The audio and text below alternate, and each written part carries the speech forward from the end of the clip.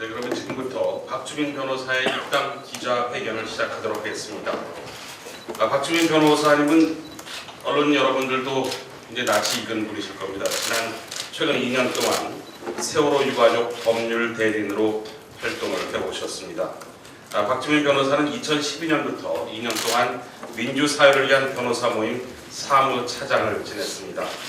밀양 송전파 피해 주민, 제주 강정마을 주민, 쌍용차 해고 노동자 등 공권력에 의해서 시민의 권리가 훼손되는 현장에 늘 함께한 현장형 변호사이십니다. 최근에도 물대포 사용에 대한 헌법 소원을 제기하는 등 표현의 자유 확장을 위해 끊임없이 노력해왔습니다. 그러면 박주민 변호사의 말씀을 직접 들어보도록 하겠습니다.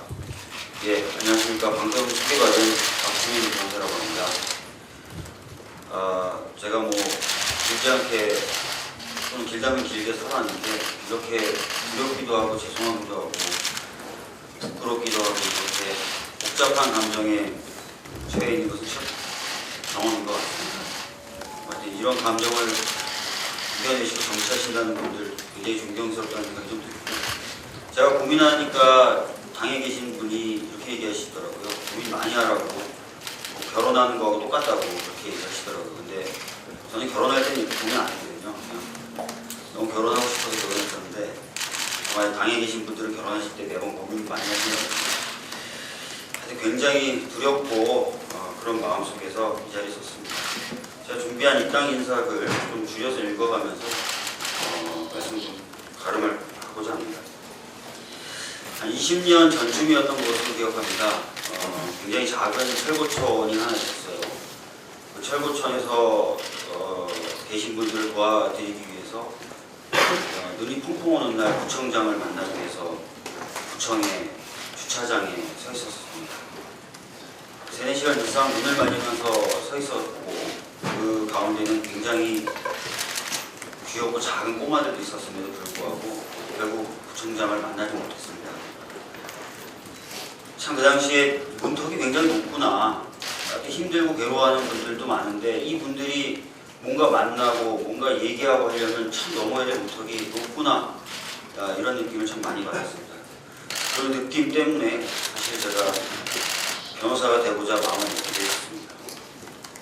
그 이후에도 여러 곳에서 또 여러분들하고 함께 있으면서 정말 우리 사회 곳곳에 존재하는 높은 문턱과 벽들을 차단했습니다.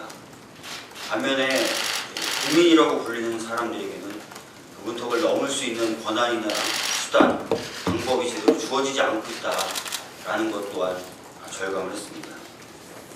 실제로 진짜 대한민국 민주공화국이다라고 얘기하는데 이게 그냥 장식처럼 저한테 느껴질 때가 굉장히 많았습니다. 그래서 좀 바꿔보고 싶었습니다. 그래서 정말 많은 비판도 하고, 바꿀 수 있는데 도움이 된다면, 또 필요하다면 소송을 제기하기도 하고 했었습니다. 그러나 제대로 되지 않았다는 느낌이 많았었고요. 최근에까지 그 높은 문턱과 벽을 실감하면서 살아왔던 것 같습니다. 이 과정에서 사실 좀 안에서, 정치영역 안에서 뭔가 이런 어떤 이야기에 호응하고 자기의 이익을 추구하는 것이 아니라 그런 목소리를 좀 더 들으려고 노력하는 사람이 한 사람이라도 더 있었으면 어땠을까라는 그런 아쉬움들 역시 반복됐었습니다. 그래서 욕하는 것 좀 그만두고 안에 들어와서 뭔가 좀 더 해보자, 열심히 한번 해보자 라는 마음에 입당을 결심하게 됐습니다. 결정 쉽지 않았습니다. 지금 이 순간 제가 느끼는 이 감정이 그것을 대변하는 것 같습니다. 너무나 두렵고 혼란스럽습니다. 아직도. 그렇지만 정말 필요한 일이라고 생각해서 결정을 내렸습니다. 고민하는 과정에서 그렇게 얘기하시는 분들도 계셨습니다. 너 뻔한 운동권이다. 네가 무슨 메리트가 있겠냐. 또는 네가 했던 활동이 오히려 너의 발목을 잡을 것이다 라는 이야기들도 많이 하셨고 또 들었습니다.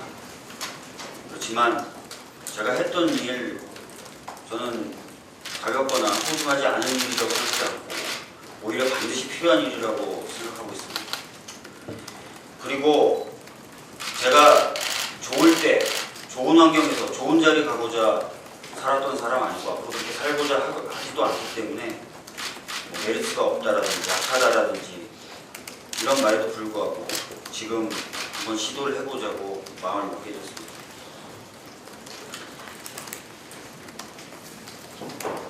국민에게 다가서는 정치, 그리고 문턱을 낮춰서 국민분들이 편하게 들어올 수 있고 감시할 수 있고 참여할 수 있는 정치, 이것이 지금 필요한 정치라고 생각하고 이것이 민주주의라고 생각합니다.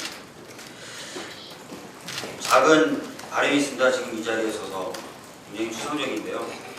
하루가 가고 또 하루가 가면 갈수록 국민들, 사람들이 조금 더 행복해졌으면 좋겠다는 생각입니다. 그것을 위해 조그만 일이라도 더 할 수 있도록 끝까지 최선을 다하겠습니다. 감사합니다.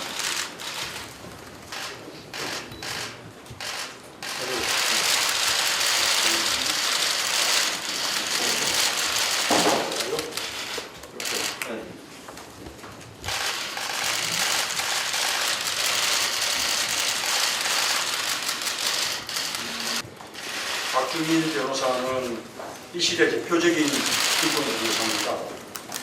사회적 약자들이 권익을 호소하는 현장에 언제나 박주민 변호사가 있었습니다. 세월호 참사 때는 대한변협의 법률 지원 단장으로 유가족들의 법률 대변이 되어서 지금까지 그 유가족들의 눈물을 닦아주는 역할을 해왔습니다. 야간 집회 금지, 한폭 불합치, 그리고 또 차벽 위험 판결을 이끌어내기도 했습니다. 한동안 정치적 민주주의가 궤도에 오르면서 인권 변호사라는 통칭이 이제는 사라지게 됐구나라고 생각할 때가 있었습니다. 그러나 정치적 민주주의가 발전하더라도 사회적 인권, 또 경제적 인권, 그리고 생활 인권 같은 새로운 개념의 인권 지킴이가 필요합니다. 뿐만 아니라 이명박 박근혜 정부에서 민주주의와 인권의 퇴행이 아주 심각합니다. 인권 변호사가 여전히 절실한 시대입니다. 박근혜 정부의 민주주의 퇴행을 바로잡고 인권의 소중한 가치를 키우는데 박주민 변호사가 큰 역할을 할 것으로 기대합니다. 정치의 본령은 국민의 눈물을 닦아주는 것이라고 생각합니다. 그런데 우리 정치 너무나 이상합니다. 특히 박근혜 정부가 세월호 참사나 또 세월호 유가족들을 대하는 태도를 보면 더욱 그렇습니다. 비정한 정치가 우리의 민주주의와 인권을 후퇴시키고 있습니다. 이번 총선에서 비정한 정치로 인해서 우리 국민들이 더 이상 눈물을 흘릴 경우가 없도록 바로잡아야겠습니다.